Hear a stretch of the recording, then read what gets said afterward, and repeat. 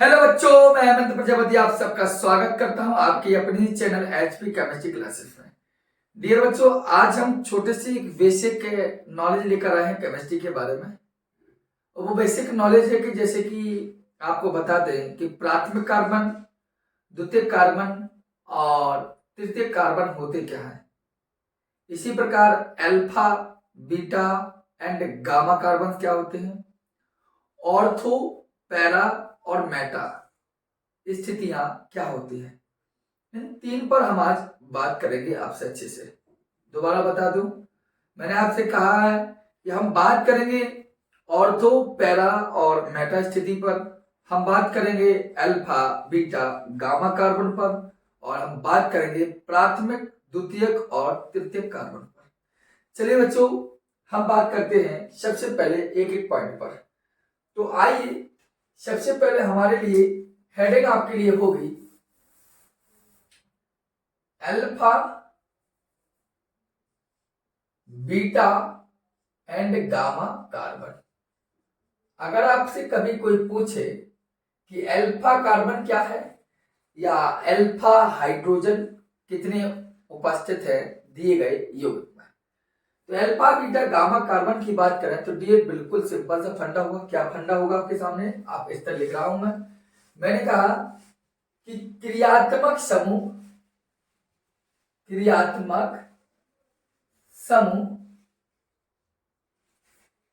कि कार्बन को छोड़कर, मतलब क्रियात्मक समूह के कार्बन को आप टच मत कीजिए, बस क्रियात्मक समूह के कार्बन को छोड़कर छोड़कर क्रियात्मक समूह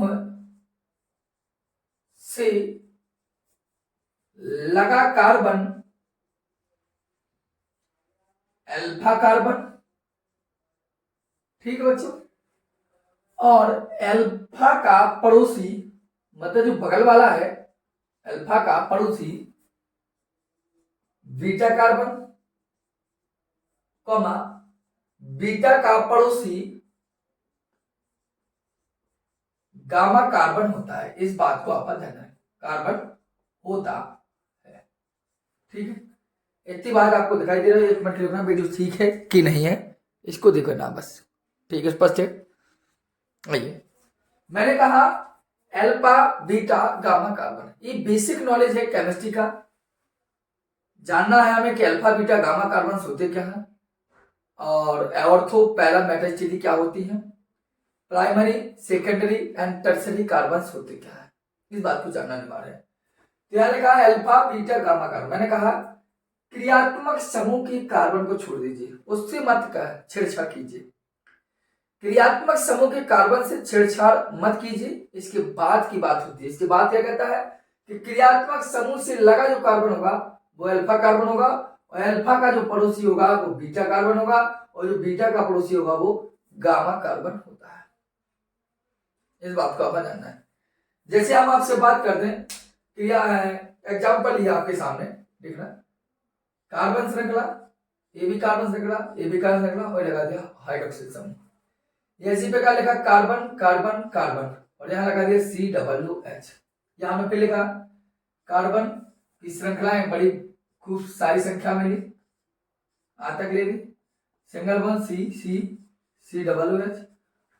ठीक है, ये चार एग्जांपल में आपको समझ में आ जाएगा। बात समझ में आ रही है। ये क्रियात्मक समूह है, this is a function group. Functional group के बाद ये कार्बन, कहा ना इधर से पढ़ना, इधर तो बात ये बताता है कि क्रियात्मक समूह के कार्बन को छोड़ना है, तो क्रियात्मक समूह कार्बन है ही नहीं। चलिए बात, फिर कहता है क्रियात्मक समूह से लगा, क्रियात्मक समूह से लगा कार्बन अल्फा, मतलब क्रियात्मक समूह के बाद जो कार्बन लगू जे अल्फा कहलाएगा। अल्फा का पड़ोसी बीटा, और बीटा का पड़ोसी गामा कार्बन होगा। बात समझ में गई।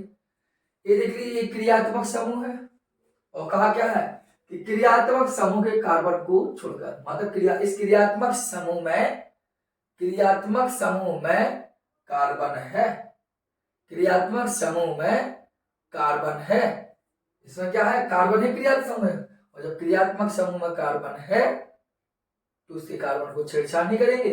अब बगल बात देखिए, क्रियात्मक समूह से लगा कार्बन एल्फा कार्बन, अल्फा का पड़ोसी यह भी है तो बीटा, अल्फा का पड़ोसी यह भी है तो भी बीटा, तो दोनों तरफ क्या होगा बीटा बीटा। तो हमने यही कहा कि क्रियात्मक समूह के कार्बन को छोड़ दीजिए और इसके बाद जो कार्बन लगा हुआ वही अल्फा कार्बन, अल्फा का पड़ोसी बीटा और बीटा का पड़ोसी गामा होगा। देखिए ये क्रियात्मक समूह, और क्रियात्मक समूह के कार्बन से मतलब मत रखिए, बस क्रियात्मक समूह के बगल का कार्बन अल्फा, अल्फा का पड़ोसी बीटा, बीटा का पड़ोसी गामा और इधर भी अल्फा का पड़ोसी बीटा। बीचों बीच मकान बना हुआ आपके घर का, तो अगल बगल क्या होंगे पड़ोसी होंगे। यहाँ देखिए क्रियात्मक समूह, क्रिया समूह अल्फा, ये आपका बीटा और ये आपका गामा। बताइए बच्चों समझ में आई समझ में? तो अल्फा बीटा और गामा कार्बन आपके ब्रेन में आ चुके होंगे, या आपको समझ में आ चुका होगा कि अल्फा बीटा और गामा कार्बन क्या है, ये अल्फा बीटा गामा कार्बन हमें कैसे पहचानते हैं। ठीक है, अगर समझ में आ चुका हो तो एक बात जान लीजिए और थोड़ी सी देख लीजिए। कैसे जानने का मतलब है, देखो जैसे आपसे कह दिया कि कंपाउंड दिया CH3 CH2OH, यहां बात OH ना लिखिए, आप लिख दिए COOH। ठीक है, कोई दिक्कत नहीं। देखिए एक क्रियात्मक समूह है, क्रियात्मक समूह के बाद कौन सा कार्बन अल्फा, अल्फा का पड़ोसी क्या होगा बीटा। अब क्वेश्चन पूछ लिया जाए कि अल्फा हाइड्रोजन कितने हैं, पूछ लिया जाए अल्फा बीटा, बीटा हाइड्रोजन कितने हैं, बस क्वेश्चन पूछ ले अल्फा हाइड्रोजन कितने हैं, क्वेश्चन पूछ ले बीटा हाइड्रोजन कितने हैं। तो भैया जो अल्फा कार्बन होगा और उसके जो हाइड्रोजन होंगे वो अल्फा हाइड्रोजन होंगे, जो बीटा कार्बन होगा बीटा कार्बन के जो हाइड्रोजन होंगे वो बीटा हाइड्रोजन होंगे। तो अल्फा कार्बन के हाइड्रोजन कितने हैं दो, तो ये हाइड्रोजन कितने होंगे दो या छह, मतलब अल्फा हाइड्रोजन कितना है दो। बीटा कार्बन ये है आपका, तो बीटा पे हाइड्रोजन कितने हैं तीन, तो भैया बीटा हाइड्रोजन ही हो गया। बात समझना है, सीधी सीधी बात है। अल्फा कार्बन पता चल गया आपको तो भैया अल्फा हाइड्रोजन क्लियर होगा, बीटा कार्बन पता चल गया तो भैया बीटा हाइड्रोजन भी पता चल जाएगा। बताइए समस्या है कोई? तो हमने यही जाना कि अल्फा कार्बन या अल्फा हाइड्रोजन क्या है। कभी भी किसी प्रकार पूछे, जैसे आपसे कंपाउंड देते हैं फिर लिखो CH3 CH Cl और लिख दिया CH3, आइसोप्रोपिल क्लोराइड बोलते हैं इसको। क्या होगा, ये क्रियात्मक समूह alpha carbon beta carbon and beta carbon. हमने कहा अल्फा हाइड्रोजन कितने हैं, तो भैया एक ही है हाइड्रोजन। हमने कहा बीटा हाइड्रोजन कितने हैं, देखो तीन ये हैं और तीन ये, कितने को छह, खत्म कर। मतलब अल्फा कार्बन आपने पहचान लिया तो अल्फा हाइड्रोजन पता चलेगा, बीटा हाइड्रोजन कार्बन पता है तो बीटा हाइड्रोजन पता है। मतलब अल्फा कार्बन का हाइड्रोजन जो होगा, अल्फा कार्बन पर जो हाइड्रोजन होगा वो अल्फा हाइड्रोजन, बीटा कार्बन पर जो हाइड्रोजन होगा वो बीटा हाइड्रोजन होगा। सीधी सीधी बात है, कोई समस्या नहीं है। तो इनको आप लिख लीजिए, हम अन्य के देर मिटाते हैं। ठीक है, चलिए अब हम बात कर रहे हैं primary secondary and tertiary carbon की। देखिए हेडिंग हुई आपकी प्राथमिक द्वितीयक तृतीयक कार्बन। अभी आपने देखा क्या, primary secondary and tertiary carbon की। अब बात होगी प्राथमिक द्वितीयक और तृतीयक कार्बन होते क्या है। ठीक है, अल्फा बीटा गामा कार्बन आपने जान लिया। अब देखेंगे प्राथमिक द्वितीयक और तृतीयक कार्बन है क्या। देखिए आपको कुछ नहीं देखना है, मैं केवल इतनी जानकारी दे रहा हूं आपको कि जो कार्बन जितने कार्बन से स्पर्श होता है वह उतना ही डिग्री होता है, मतलब वह उतना ही होता है कार्बन के स्पर्श होने पर। सीधी सीधी बात है, जो कार्बन जितने कार्बन को स्पर्श करेगा वह उतना ही, अगर एक कार्बन स्पर्श करता है तो प्राथमिक, दो को करता है तो द्वितीयक, तीन को करता है तृतीयक। अर्थात प्राथमिक को हम लिखेंगे क्या 1 डिग्री, द्वितीयक को हमारा चलता क्या है 2 डिग्री और तृतीयक को क्या होता है 3 डिग्री। ठीक है, मतलब जो कार्बन जितने कार्बन को स्पर्श करेगा वह उतना ही डिग्री होगा। मैंने क्या लिख दिया, थोड़ी सी भाषा के साथ लिखते कि जो कार्बन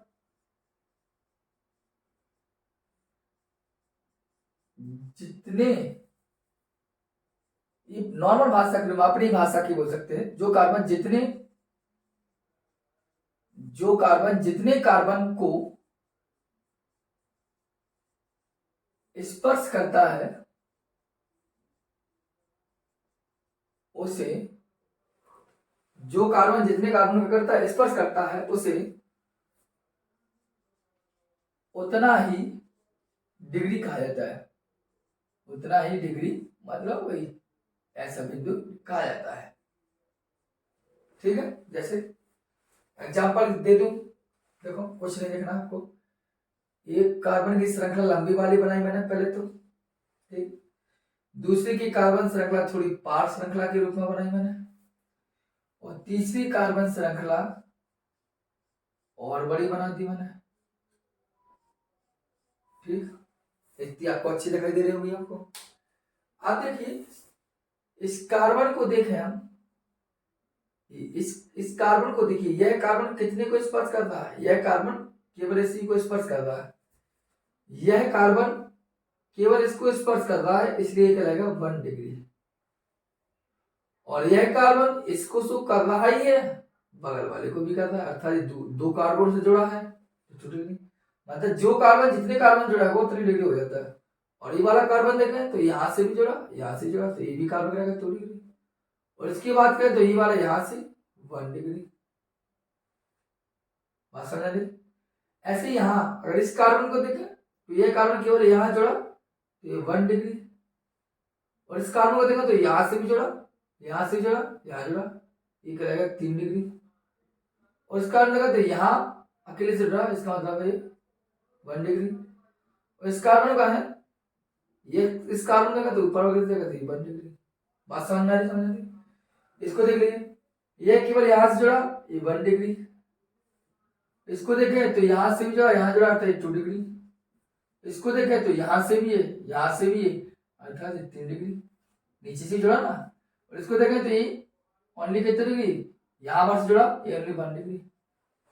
ठीक है, यहां देखिए तो यह कार्बन यहां पर जुड़ा, ये 1 डिग्री।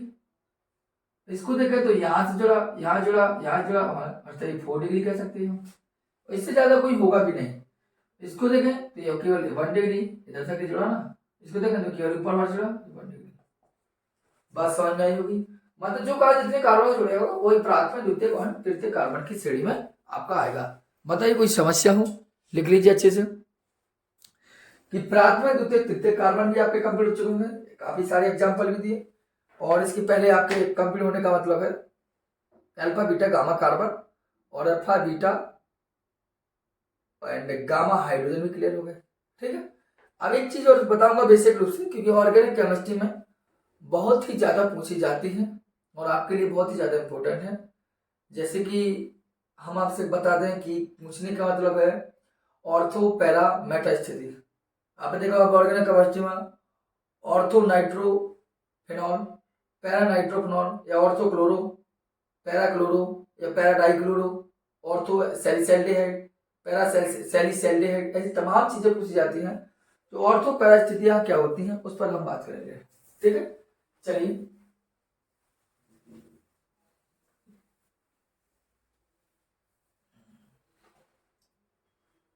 देखिए, आइए बात करें। हमने बात की ऑर्थो, ठीक, ऑर्थो कमा पैरा व मेटा पोजीशन, मेटा स्थितियां। ठीक है, ऑर्थो स्थिति क्या है, पैरा स्थिति क्या है एंड मेटा स्थिति क्या है, पोजीशन क्या है, ऑर्थो की पोजीशन क्या है, पैरा की पोजीशन क्या है एंड मेटा की पोजीशन क्या है, इस बात को अपना ध्यान देना।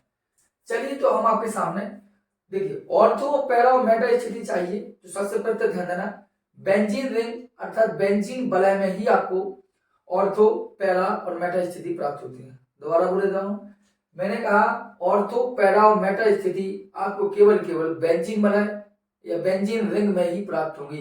एरोमेटिक कंपाउंड में ही आपको ऑर्थो पैरा मेटा स्थिति मिलेगी।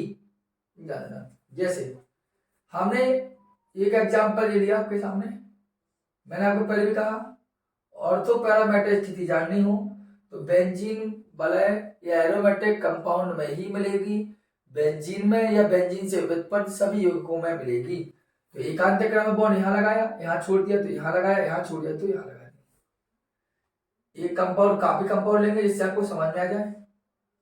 ठीक है, यहाँ हमने OH लगा दिया, ठीक है, यहाँ लगाया, यहाँ छोड़ दिया, यहाँ लगाया, यहाँ छोड़ दिया, इधर जा रहा है तो यहाँ CHO लगा के समझा रहा हूं मैं। अब यहाँ देख लीजिए, ये कंपाउंड और स्थिति ले लीजिए, यहाँ लगाया, यहाँ छोड़ दिया, यहाँ लगाया, यहाँ छोड़ दिया, यहाँ लगाया। आप देखिए इधर ले लिया, चलो CHO ने क्या लगा, OH ले लिया। कहीं भी आप कुछ लगा लीजिए, कोई दिक्कत की बात नहीं। चलिए आप एक पोजीशन की बात कर ले, चाहे नीचे लगा लिया चाहे कहीं लगा लिया, आप ऐसा कर लीजिए, इसको दूसरी पोजीशन पर लगाया, समझा रहा हूँ, यही लगा के समझा दे रहा हूँ आपको। ठीक है, ब्लास्ट नीचे हो जाएगा OH। ठीक है, इन तीन कंपाउंड आपको समझने का प्रयास करना है। और चाहे OH नहीं लगाना है तो OH समझ ये तो लग चुका है, OH लगाइए और कुछ लगा जाइए। तो चलिए Cl लगा के दिखाया। आप देखिए ऑर्थो पैरा मेटा स्थिति, ये ध्यान देना है। अब आएगा फंक्शनल ग्रुप पर। मैं कह रहा हूँ ऑर्थो पैरा मेटा स्थिति आपको बेंजीन वलय या बेंजीन से व्युत्पन्न यौगिकों में ही मिलेगी। पहली बात, बेंजीन वलय बेंजीन से व्युत्पन्न यौगिकों में ही मिलेगी। दूसरी बात कि क्रियात्मक समूह के कोने के बाद, जो क्रियात्मक समूह है इसके कोने के बाद, इसे क्रियात्मक समूह जिस कोने से जुड़ा होगा या जिस कॉर्नर से जुड़ा होगा, जैसे क्रियात्मक समूह कहाँ जुड़ा, यह क्रियात्मक समूह इस कोने से जुड़ा, तो इस कोने के बगल वाला, इस कोने के बगल वाला क्रियात्मक समूह जहां जुड़ा है उसके कोने के बगल वाला पार्ट कहलाता है ऑर्थो। क्रियात्मक समूह के बगल वाला कौन कहलाता है, ऑर्थो। ऑर्थो के बगल वाला कहलाता है मेटा, ऑर्थो के बगल वाला कहलाता है मेटा, मेटा के बगल वाला कहलाता है पैरा, मेटा के बगल वाला कहलाता है पैरा। बात समझ में आएगी कुछ भी हमारी? याद देखिए क्रियात्मक समूह किस कोने से जुड़ा, इस कोने से, तो इसका बगल वाला कोना क्या है जी, तो ये कहलाएगा ऑर्थो। क्रियात्मक वाला कोना ऑर्थो, ऑर्थो वाला मेटा, ऑर्थो वाला मेटा, मेटा के बगल वाला पैरा। बात समझ में कि मतलब क्रियात्मक समूह के कोने के बाद जस्ट बगल वाला कोना होगा वो ऑर्थो, और ऑर्थो के बगल वाला मेटा, मेटे बजाएगा पैरा। जरूरी नहीं है कि भैया ऊपर है तो बोले ऑर्थो, बोले पैर के नीचे बोले पैरा, मध्य में बोले मेटा, ऐसा जरूरी नहीं है। दोबारा सुनिए, एक क्रिया समूह लगा यहाँ, ये बगल वाला कौन है, ऑर्थो, ऑर्थो ऑर्थो समझेगा, ऑर्थो बगल वाला मेटा, और ऑर्थो बगल वाला मेटा, मेटा के बगल वाला पैरा, मेटा बगल वाला पैरा। बताइए समझ में आई, समझ में बात समझिए। तो ऑर्थो पैरा मेटा स्थितियां कब होती हैं और कौन कौन सी स्थिति में होती है वो हमने आपको बताया। तो समझ में आ गया होगा कि ऑर्थो पैरा मेटा स्थिति क्या है, प्राइमरी सेकेंडरी या टर्सरी कार्बन क्या होते हैं, और सेकेंड बात alpha beta gamma carbon and alpha beta gamma hydrogen पता चल चुके होंगे। अल्फा कार्बन वही होता था, मतलब अल्फा हाइड्रोजन वही होते थे जो अल्फा कार्बन पर जो हाइड्रोजन हो वह अल्फा हाइड्रोजन, बीटा कार्बन पर जो हाइड्रोजन हो बीटा कार्बन, बीटा हाइड्रोजन, और गामा कार्बन पर जो हाइड्रोजन हो वो गामा का हाइड्रोजन हो। जो कार्बन जितने कार्बन को स्पर्श करता है वह उतना ही डिग्री, अगर एक कार्बन को स्पर्श करता है तो प्राप्त में 2 को करता है 3 द्वितीय, 3 को करता है तो तृतीय, और जिस क्रियात्मक समूह जिस कोण में जुड़ा हो उसके बगल वाले कौन होगा, ऑर्थो, ऑर्थो वाला मेटा, मेटा वाला पैरा होता है। बताइए समझ बात में नहीं आई? तो ये लेक्चर था आपका बेसिक नॉलेज है केमिस्ट्री का, जो आपको हर जगह काम आता है, आप अप्लाई करके इनको देख सकते हैं। ठीक है, मिलते हैं हम थोड़ी देर बाद। ठीक है, धन्यवाद।